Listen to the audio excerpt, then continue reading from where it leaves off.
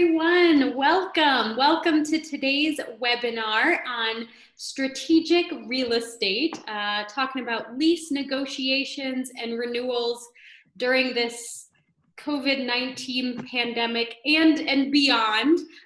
This is a really important topic. I know we have a lot of cultural organizations on for today's webinar, as well as some small businesses. And they have some big questions about what to do with current space or facilities, office space during these times of closures, as well as looking forward to the future of their physical spaces. So that's what we're gonna talk about today. I'm Meredith Badler. I'm the program director at the CBCA, Colorado Business Committee for the Arts. We are joined today with two panelists, both longtime CBCA members. So we have Dustin Whistler, who is with Forte Commercial Real Estate and also serves on the CBCA Board of Directors. And we're also joined by Tom List, Managing Partner at Moye White, which happens to be one of our patron members at CBCA. So just a few housekeeping items before we turn it over to Dustin and Tom. This webinar is being presented by CBCA through some of our, actually sort of two of our different programs. At CBCA, we run Colorado Attorneys for the Arts, or CAFTA, where we provide legal education and actually direct referrals for artists to get some legal assistance on arts-related legal matters, and also through our Advancing Creatives program, which we've really been able to leverage that program right now, as well as some funding from the Kenneth King Foundation to make these webinars and all of this virtual programming and education possible. So thank you to the Kenneth King Foundation. And please check out CBCA's website to learn more about those two programs. This webinar is getting recorded, and a recording of it will be posted on our YouTube channel, as well as on our Advancing Creatives webpage. So if you want to go back and rehear some of what you heard today, if you thought this was really helpful and you want to share it with your friends and colleagues, we are excited to make that opportunity available to you through our website and our YouTube channel. So we are on the Zoom webinar platform for those of you watching and participating live. On the webinar platform, that means you as our attendees are your videos turned off and you are muted, but we still really want to hear from you. And there are two primary ways that you can engage directly with our panelists today. There's the chat feature, so you can chat comments, questions, thoughts you have throughout the presentation. You can send those to everybody, or you can send them just to us, the panelists, and we will see them. And then there's also this very nifty Q&A feature, and I would recommend, if you have questions, to really send them through that feature, because it'll help us make sure we don't miss any questions and think about the best way to integrate them into the conversation for our panelists. So myself and my colleague, Rachel Henney, who's behind the screen, will be monitoring the chat and the Q&A throughout the entire presentation. So if you have any questions, comments, thoughts for us and for our speakers, please do not be shy. We are doing this for you. We know you are on this webinar or watching this webinar because you have questions about what to do with your space now, in the future, how to handle your lease. And we want to make sure this conversation is as applicable to you as possible.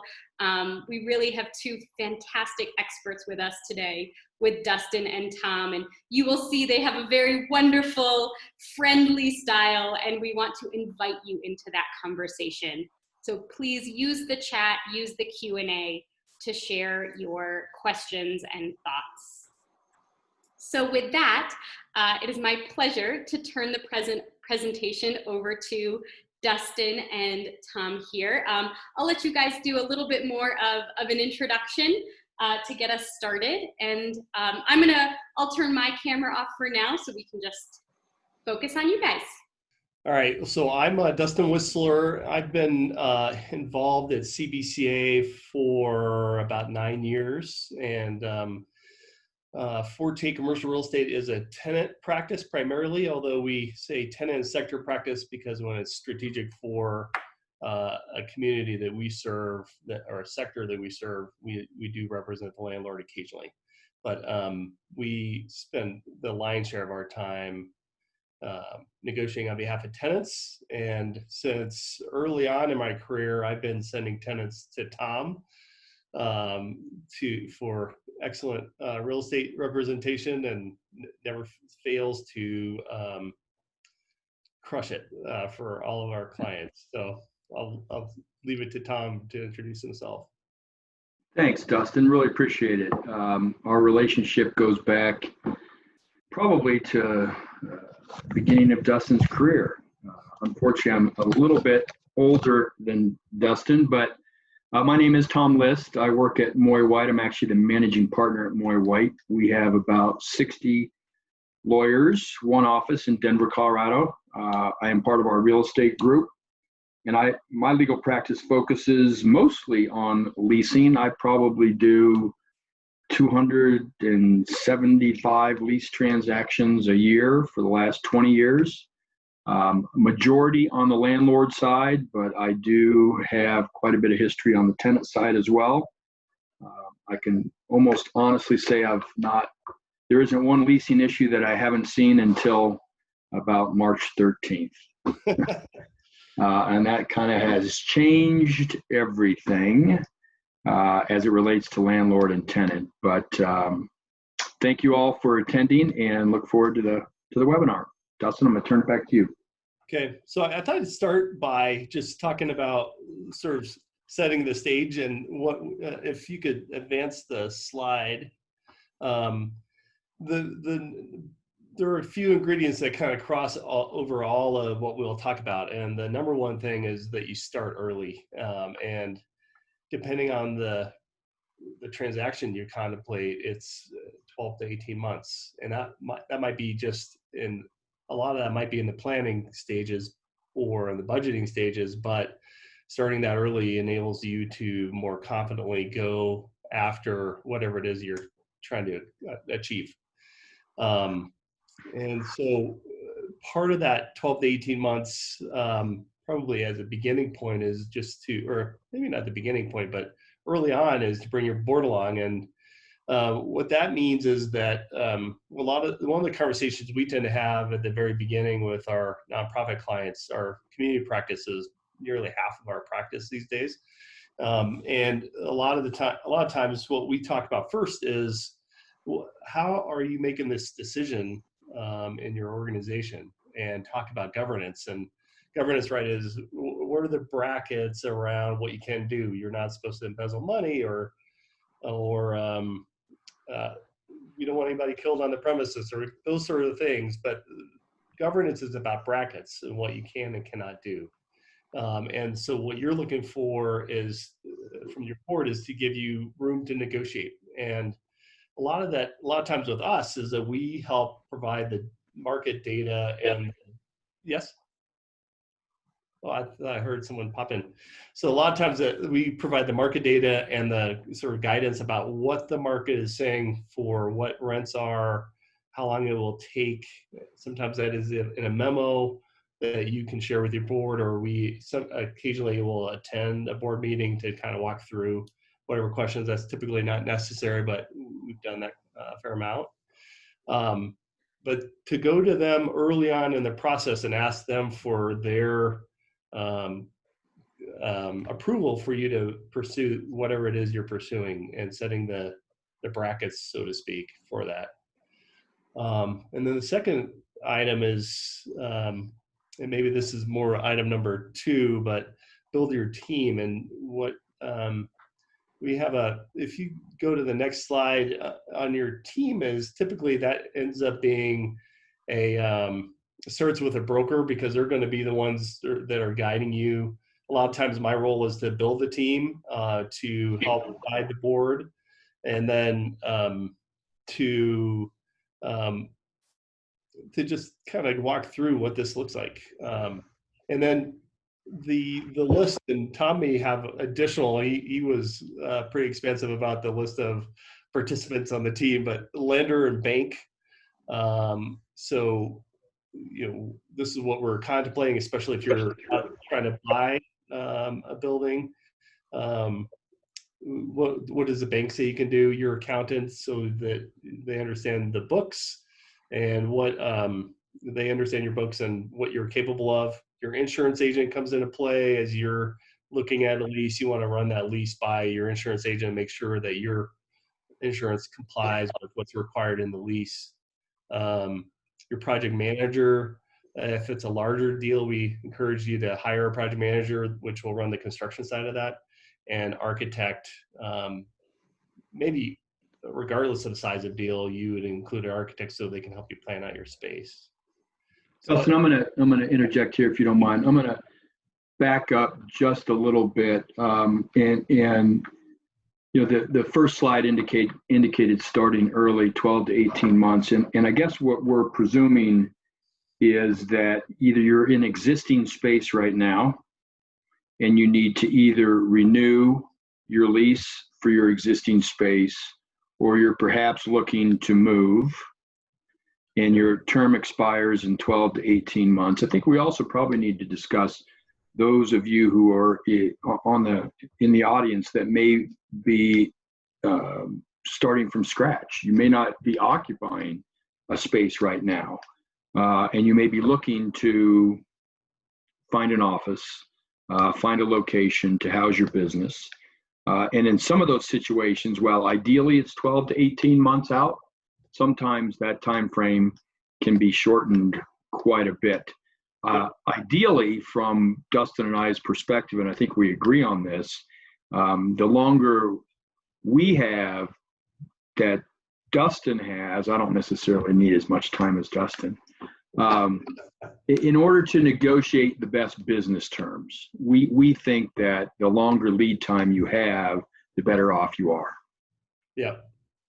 Yes, and then that also, some of that in that 12 to 18 months might mean that you are budgeting for in the recent past, you would be budgeting for an increase in your rent, and so you would want to make sure that your budget for the next year when you would be moving accounts for an increase in your rent or whatever that changes. So budgeting cycles also plays into this. So yeah, and we're definitely talking about more ideal setting for sure. So let's skip ahead to the next slide to not ideal setting. So look, I'm sorry, Dustin, if you'll go back just 1 second on the team. To me, the primary player that's going to control the process is going to be your broker. And to the extent you have not engaged a broker to help you find alternatives or choices for, let's just say, an office space, a venue space, somebody like Dustin can go out to the market and find multiple opportunities that you may present to your board or whoever's going to be making a decision, complete with monetary terms, what things look like in terms of what your leasehold obligation is going to look like. Hopefully that's well in advance so you can make informed decisions. As an attorney, although it's obviously should be at the top since it starts with A, but anyway, attorneys usually brought in at the latter stages when you're negotiating the actual document itself. On the lender bank side of it, if you're required, for instance, to provide a letter of credit to your landlord as a security deposit, you're going to want to have your lender or your bank available to discuss those alternatives.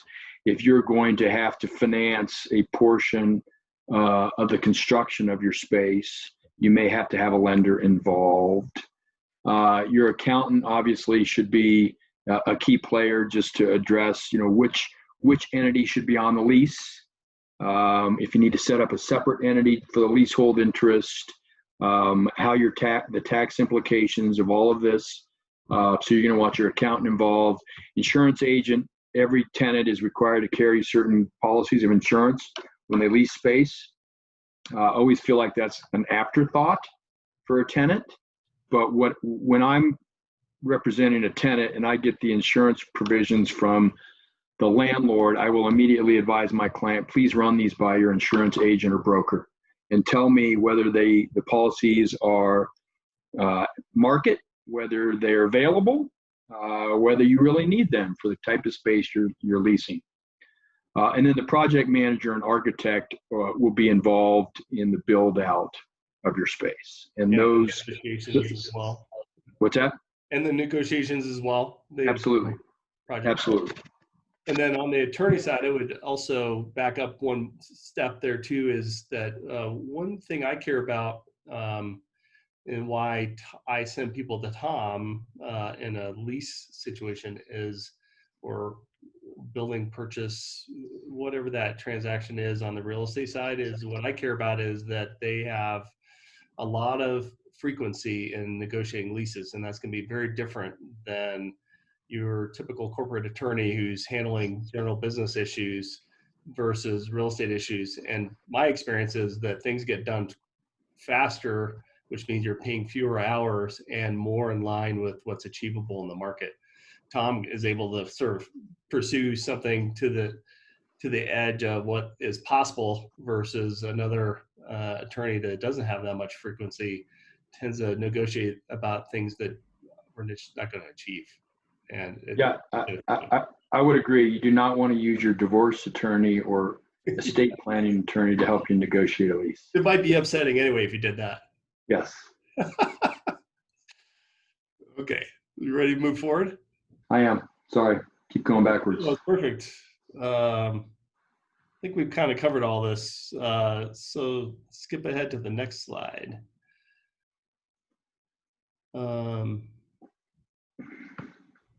So leverage is a big piece of our conversation. One thing that I think I add to, or people in my role add to the equation, is that it is believable that you will move if we're involved.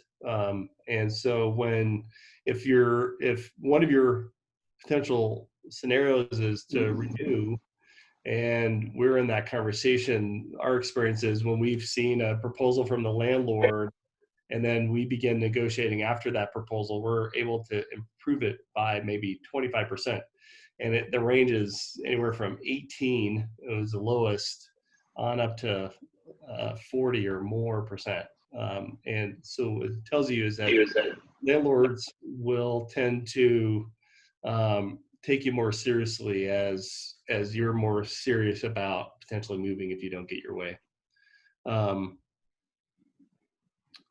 And then and alternatives, I mean, sometimes you have to fully negotiate out 2 or 3 deals before you're at the right deal yet. And if your goal is to renew, you may be 1 foot out the door before the landlord finally capitulates and say, okay, we'll do that deal.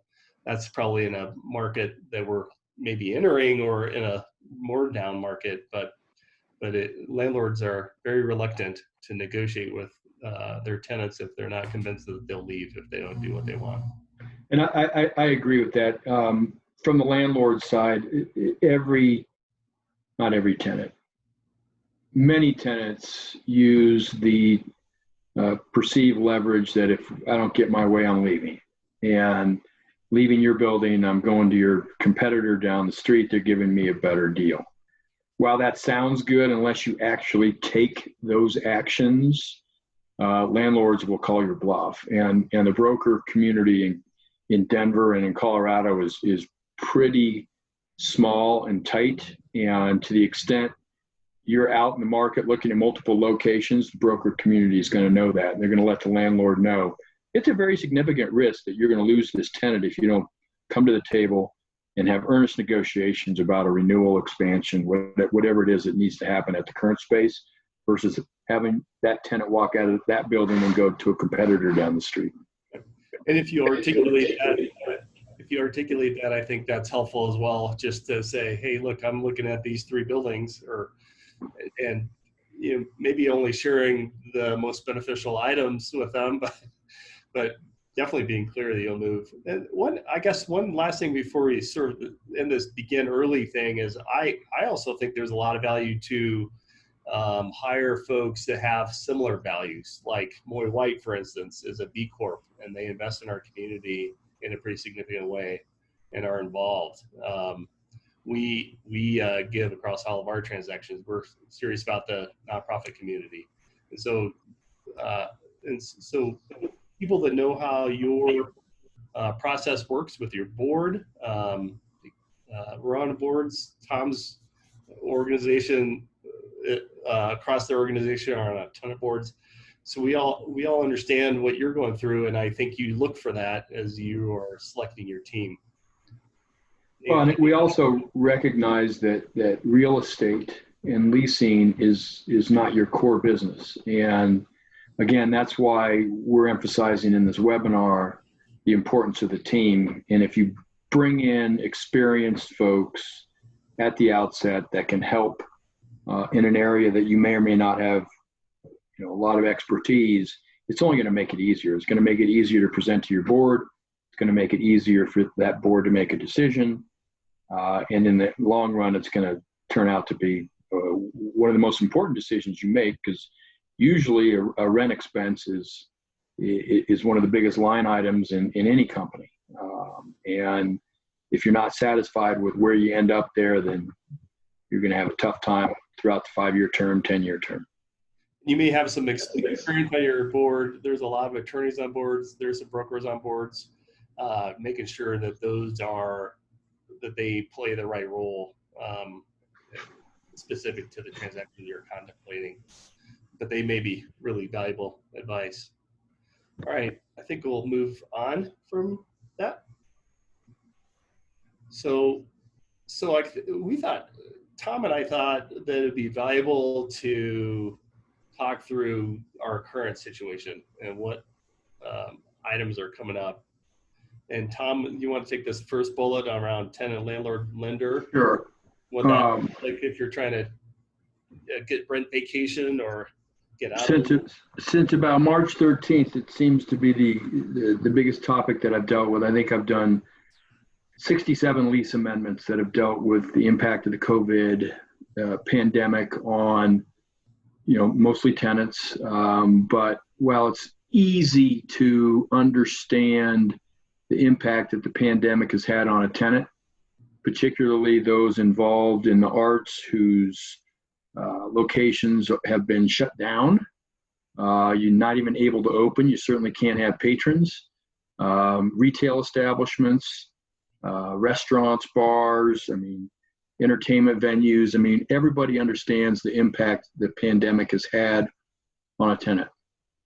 If there's no ability to bring in income, how are you supposed to pay rent? Easy to understand. What I think is ignored a little bit is the impacts that the non-payment of rent has on a landlord.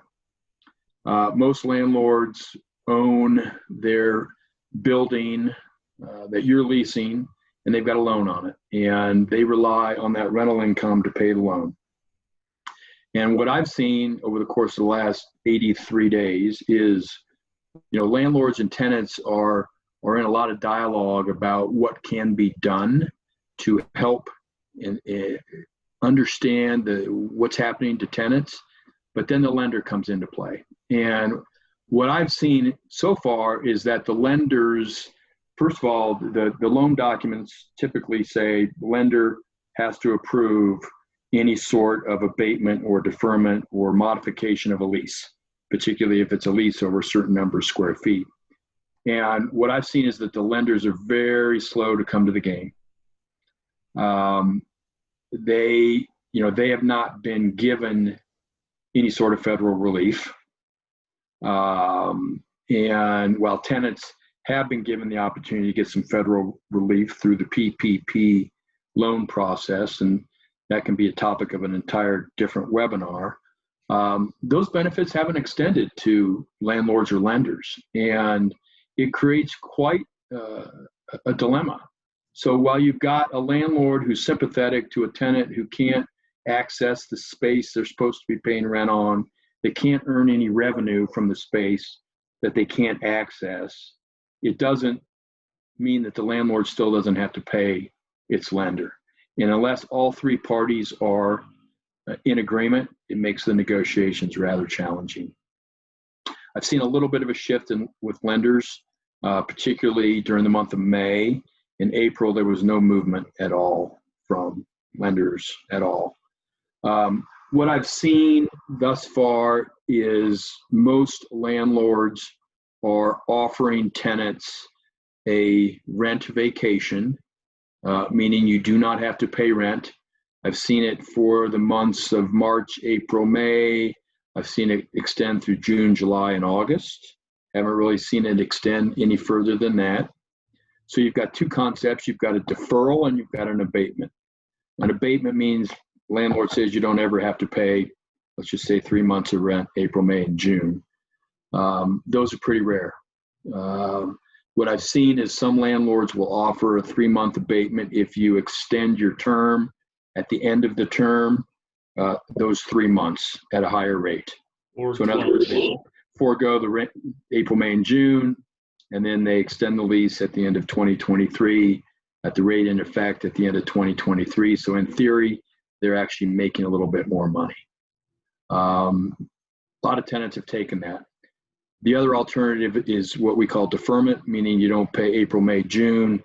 You agree to repay April, May, and June, starting what I've seen most frequently is January 2021, and you extend the obligation to repay those 3 months over the entire year 2021.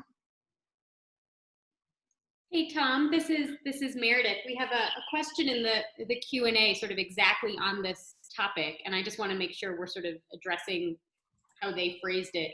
How do you get out of your lease? Well, it's if their organization is having significant financial difficulty, as many are, will a landlord negotiate to lower rent or keep the renter instead of having the organization leave? So I guess I'm just sort of curious what you're seeing in those situations. What I'm seeing is first of all, some landlords are trying to flush out the pretenders. And by that, I mean, they're requiring a tenant to fill out a pretty extensive questionnaire. They really want to know the impact that the pandemic has had on your business. So they want to see balance sheets. They want to see revenue streams. They really want to know that, you have not been able to make any revenue in the course of the last 80 days. And here's the impact it's had on your business. So it depends on the strength of your landlord, the size of your landlord.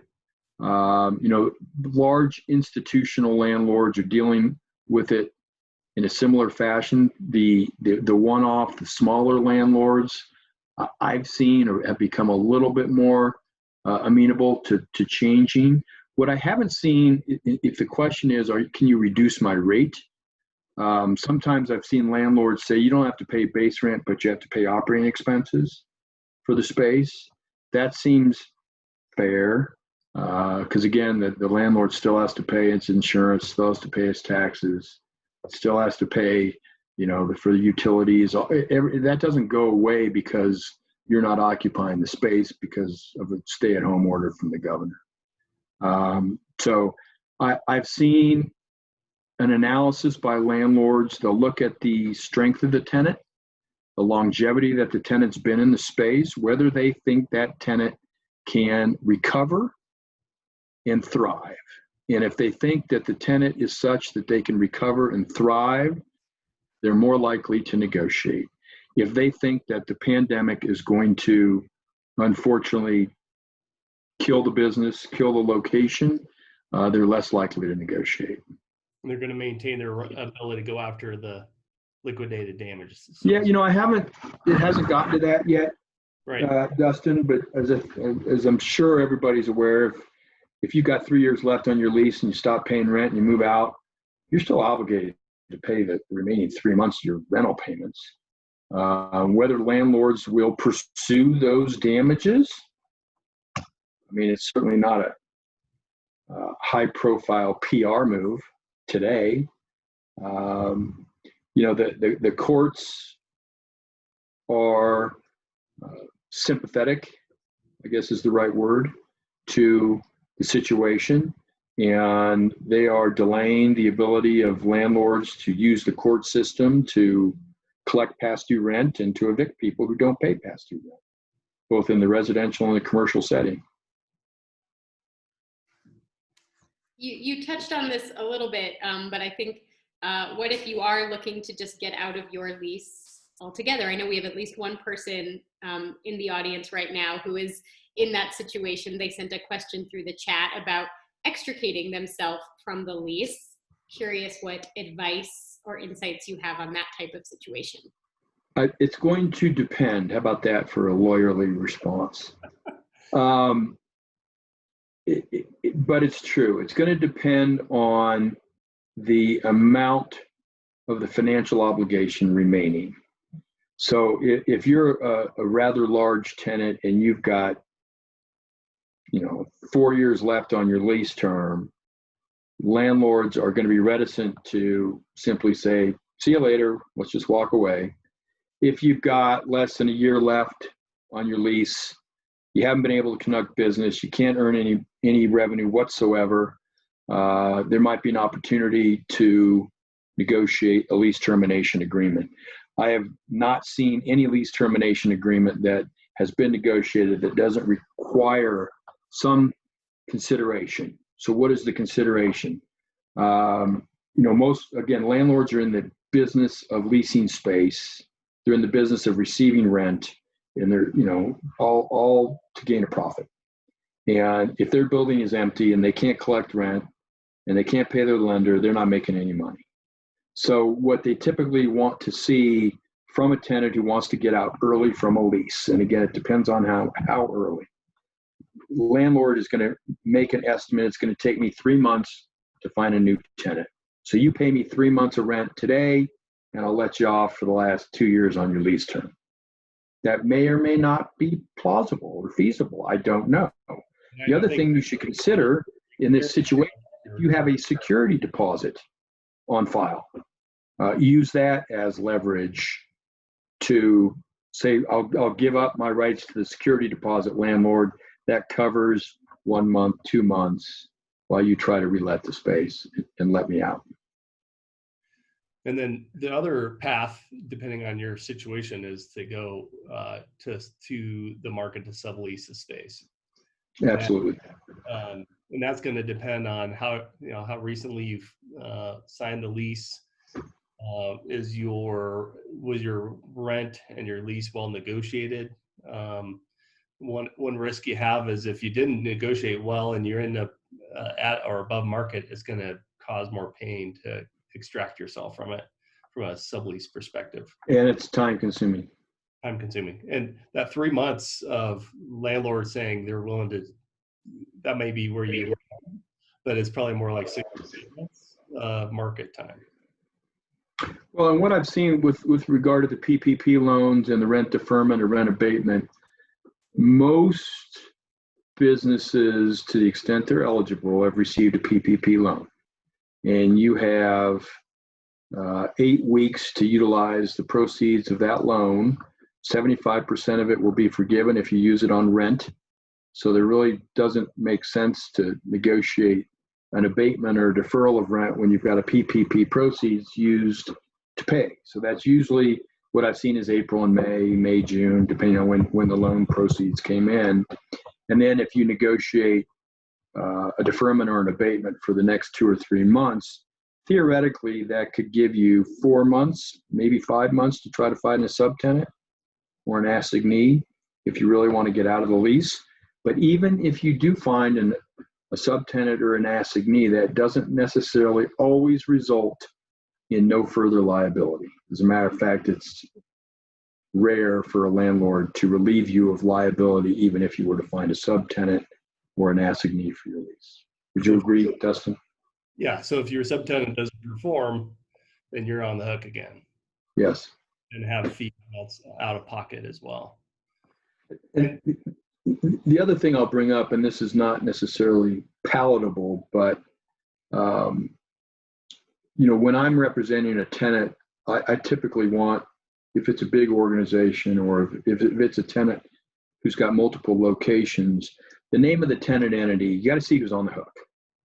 And if the entity that is responsible under the lease has limited or no assets, you can analyze whether you just simply turn the keys over and roll the dice and see if the landlord comes after you. If the landlord does come after you, can you pay? Are there any assets from which the landlord can secure its judgment? I mean, it's not a fun discussion to have, but I've seen it. And we're back to this topic of team. When you are going to the landlord, the role I've primarily played to this point in the market is background advice, and helping them write an email to their landlord, or what questions should you address as you're asking for this. And so on a shorter term basis, or if you were just looking for a rent vacation, I think you're doing this on your own, but with advice of maybe your board members or someone like me, your attorney, if you have some money to spend on a conversation with your attorney. So I think you definitely, as an executive director or running your own business, you want to get advice where you can, like you're getting here.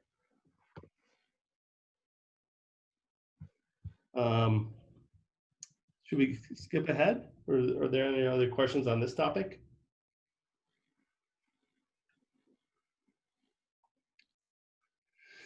So the rest of this is pointing to, say your lease is coming up, and in a more normal environment, and whatever normal is, I guess, these days, right?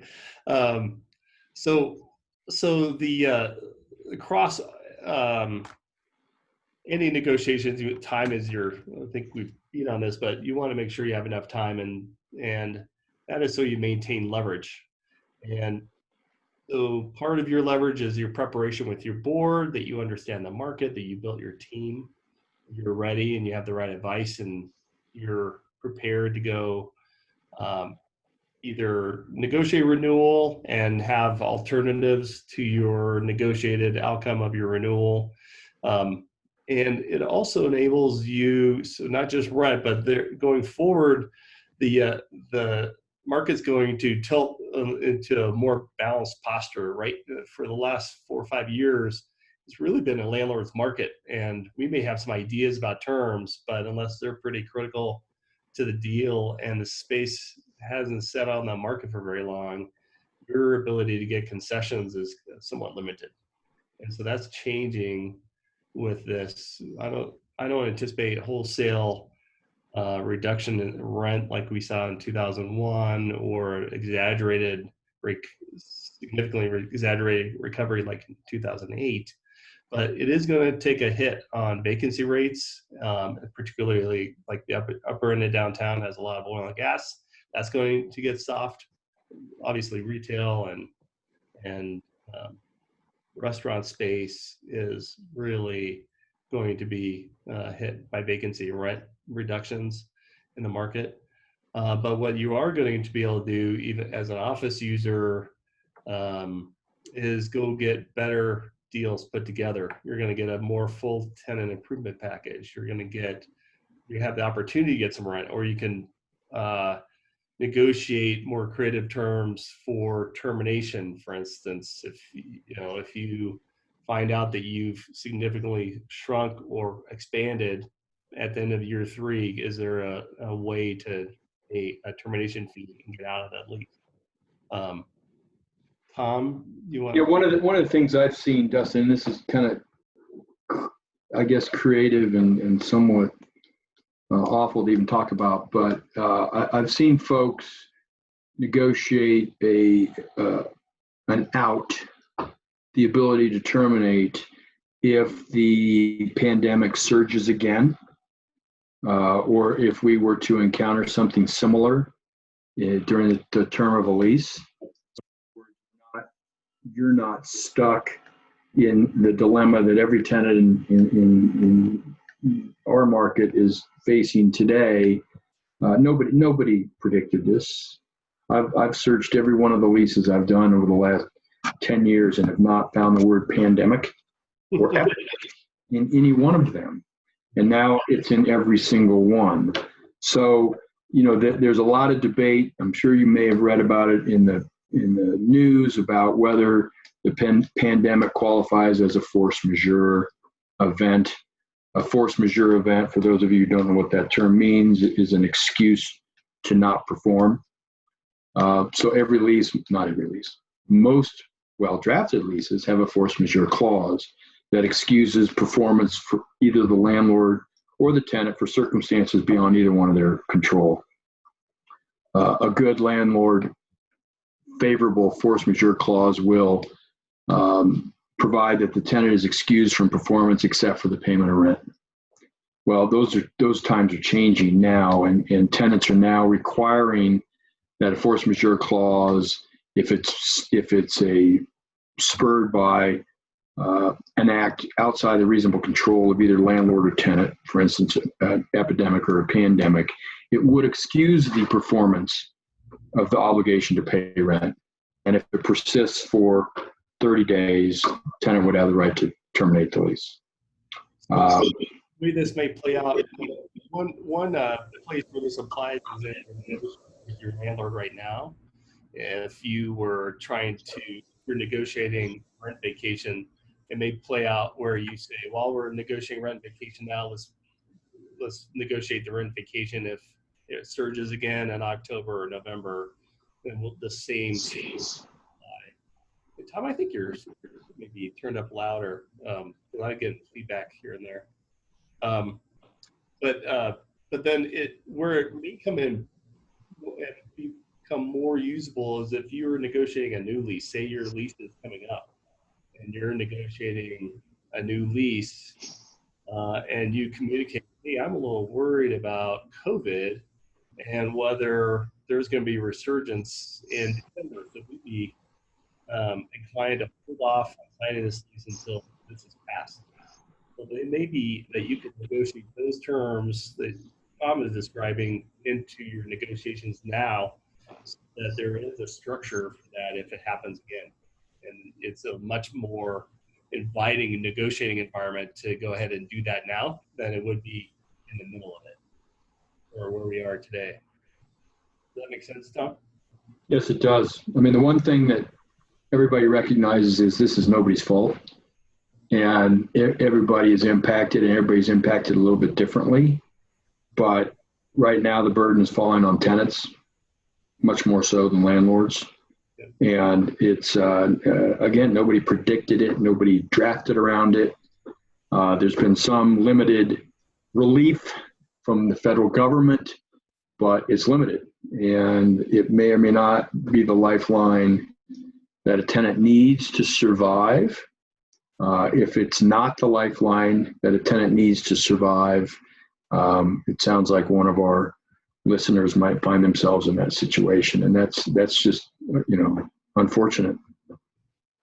So that's on a basis of best practice too. So what we would normally do is make sure that one of your primary leverage points for negotiation is that you have alternatives. And so what a lot of people think, or a lot of organizations, especially if they haven't done a lot of negotiations and lease or searches, is that you find one and then you negotiate on it. But our best way to get your way is to maintain numerous options. So ideally, you maintain 2 or 3 options all the way through the process.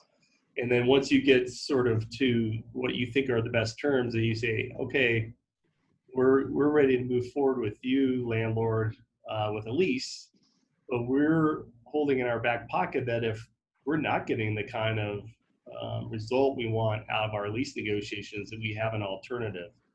And And those are the building number 2 and building number 3. And if you're convincing, again, you're convincing in your negotiations as a broker that to the other broker that we're willing to go to this option 2, and it's not that much different.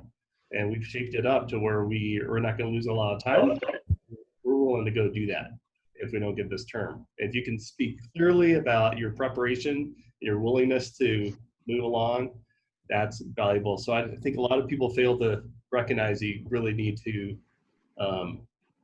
pursue all of those options fully. And then part of starting early that I think plays to this crowd is if you are pursuing very specific space, and I think there are probably some people on this call who know exactly what I'm talking about, that allow you to use the space in the way you do, that's not your just cookie cutter office or cookie cutter industrial lease or a retail front, but you have some other creative uses that aren't as easy to find, or you're looking for some audience or to serve a population that constrains your geography. Starting earlier is really important in order for you to achieve that mission consistent location or that mission consistent space, or to find creative options like Tom and I just finished up a 26,000 square foot deal, which is a nonprofit collaborative. And that took a long time. So if you're thinking about putting together a collaborative, you're probably going to start 2 years in advance or longer, just because there are more complications that come with that kind of transaction. So starting early is really important for all those reasons. I agree. And I think on your first point, Dustin, the mission consistent location, I mean, there are certain arts programs and collaboratives that need or want to be in a specific part of town. And if you need to identify alternatives in that specific part of town, that's a little bit more challenging than if the whole town or city is available. Yeah. So again, that's, if you can look at Rhino as an example, I mean, there are multiple opportunities in Rhino today. Well, what's the next Rhino? I mean, we don't really know right now, but that's why Dustin makes the big bucks, because he knows where those are, right. And can provide alternatives. I mean, it's hard to predict, hard to know. Sometimes you got to get in on the ground floor of something that you think may be really, really intriguing in a couple of years when your lease is up. That probably means that you're floating down in quality and floating up in the need to improve that building, which means that you have a bigger construction project and you may need to raise money in order to achieve that. So absolutely. So then the last thing on this slide is just reinforce Tom's role. We can do a good job in negotiating and having our negotiating documents reviewed by Tom and his team,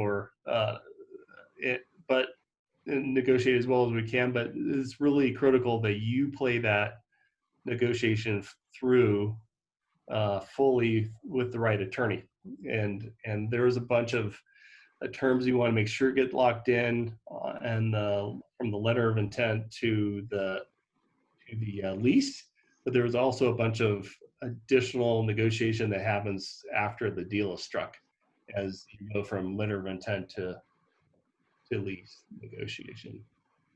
I thought I'd let you jump in there if you have anything to add to that point. No, I think it's critical to have the right players on your team, and who that is. If you need guidance on who that is, ask your peers, ask your friends, ask people for recommendations. Don't just take the first choice. Really figure out who's in line with your organization, who understands the goals of your organization, and who can provide you the best value. And it's going to be, I guess my message is don't short circuit that part of the equation, because it can be critical. It can be cost saving if you get the right folks on your team. And to that point, hi, this is Meredith again, chiming in, Tom. We have a question that came through exactly on that topic, which says, using the team you list sounds expensive. What can be done for a nonprofit that has a very small budget and not much in extra funds available? Any advice on how to handle that? I'll jump in there to start. So people in my role, we're paid by the landlord. We work on behalf of the tenant in a fiduciary role, but we don't get paid by the tenant unless we're subleasing space for you, and there's some out of pocket to lease space. The insurance broker, you pay for your insurance through them. You're going to go to them with a request for information about your insurance, and they are going to build that into what they charge you for insurance. A lot of these aren't necessarily. The architect and the project manager, typically we can get paid through the tenant improvement budget. Attorney, which leaves the attorney.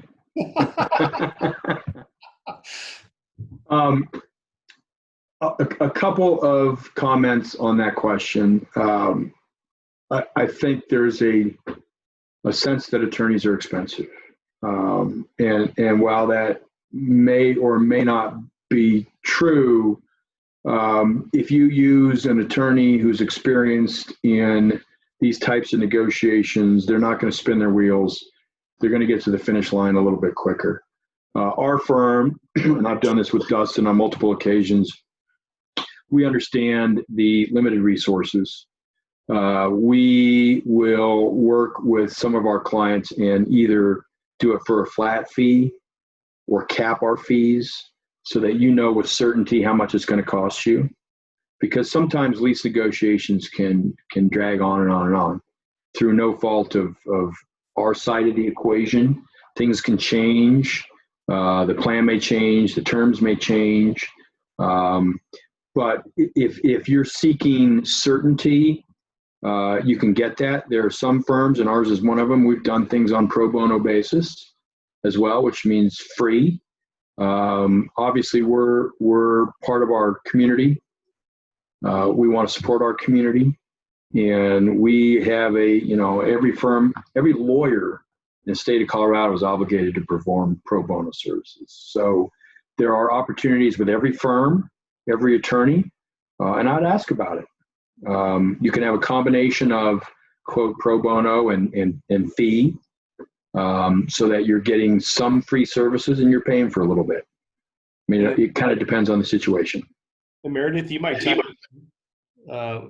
in regards to CAFTA.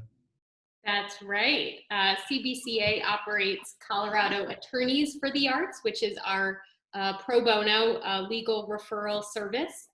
We are getting lots of requests for clients who have questions on exactly these matters, and are doing our best to connect them with attorneys like Tom mentioned that are willing to do this type of work, particularly at this time, either for free or for a reduced cost. And that information is available on CBCA's website and coloradoattorneysforthearts.org. And I'll put those links in the chat. Is that the last slide? Yep. Okay. So do we have other questions? I think one other question I wanted to throw out there is, as people are looking at future office space or program space for their organization, I'm just curious, with the few minutes we have left, what you and Dustin and Tom are seeing about how space needs may change going forward. What are you hearing in the field? What are you hearing from clients? I know there's a lot of unknowns, but you all are much more closer to that conversation than some of us.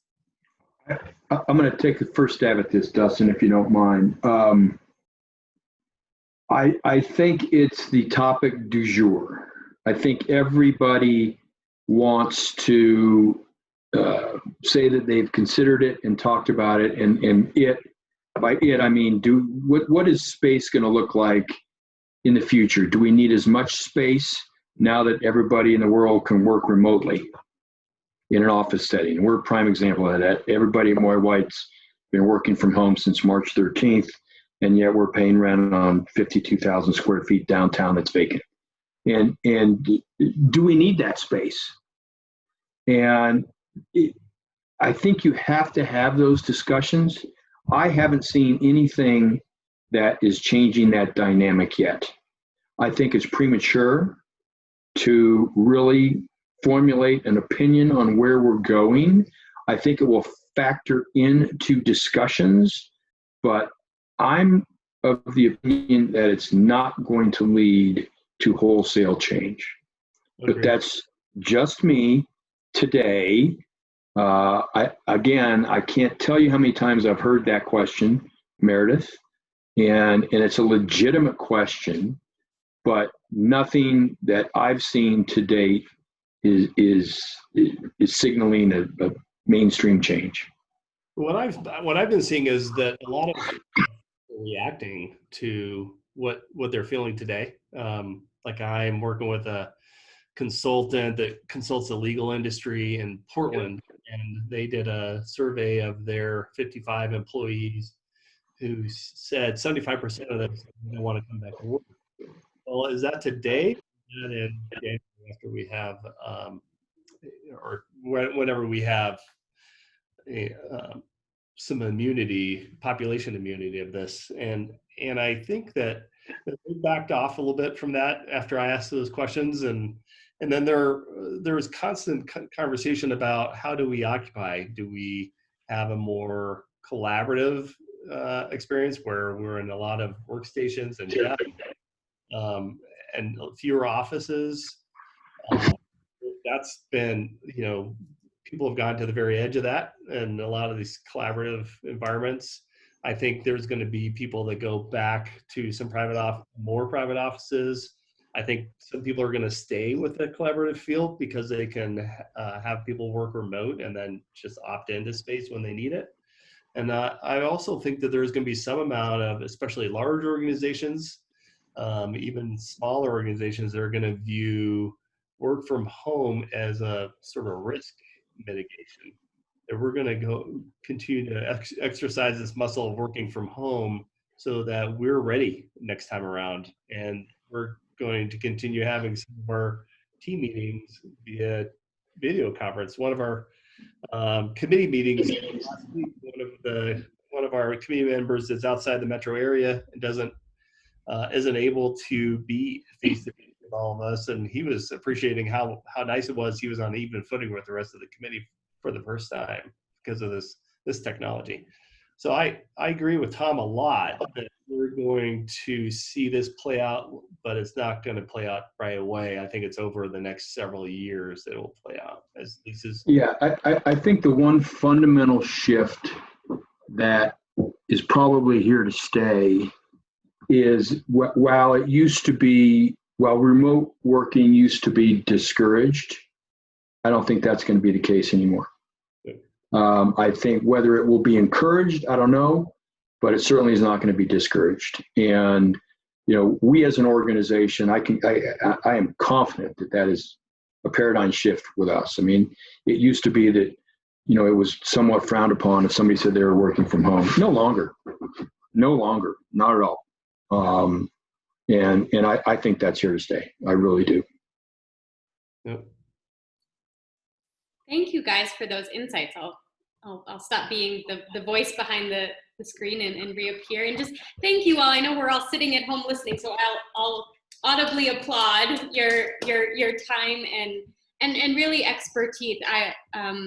This was very informative and really helpful, and I appreciate your ability to sort of cover these various scenarios and organizations at different stages in this process, where they're looking to get new space, leave a space, negotiate a space.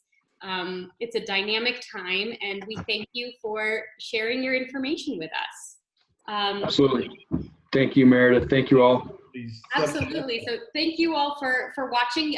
For those with us live, you'll be getting an email from us in the next day or so with the link to the recording.